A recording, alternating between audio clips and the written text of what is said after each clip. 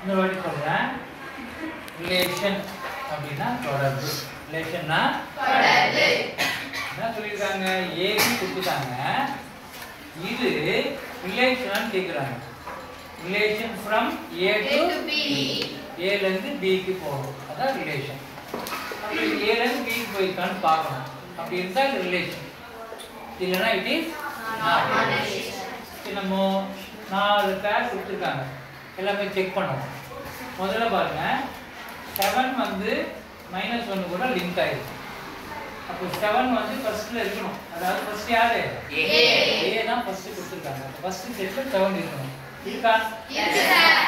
இந்த 7 கூட யார் சேர்ந்திருக்காங்க? -1. ரெண்டாவது ஒண்ணு எங்க இருக்கு? B ல இருக்கு. அப்ப இது கரெக்ட்டா இருக்கு. அடுத்து பாருங்க.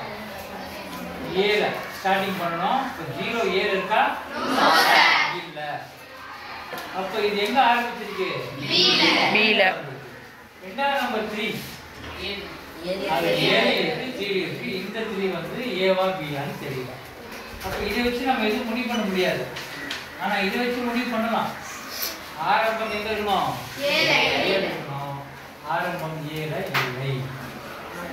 புரியுதா நம்ம சொல்றது? அடுத்து அப்ப இதுல வரல.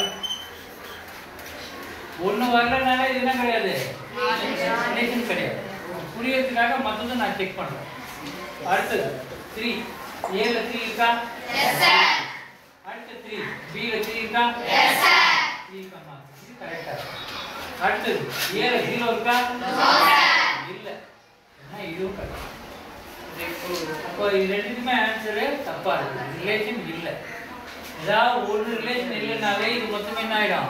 Not relation. நான் சொல்றது புரியுதா? இதான் ஒண்ணே ஒண்ணு. நான் சொல்றது புரியுதா? ஒண்ணே ஒரு தப்பா இருந்தா கூட இது என்ன கிடையாது?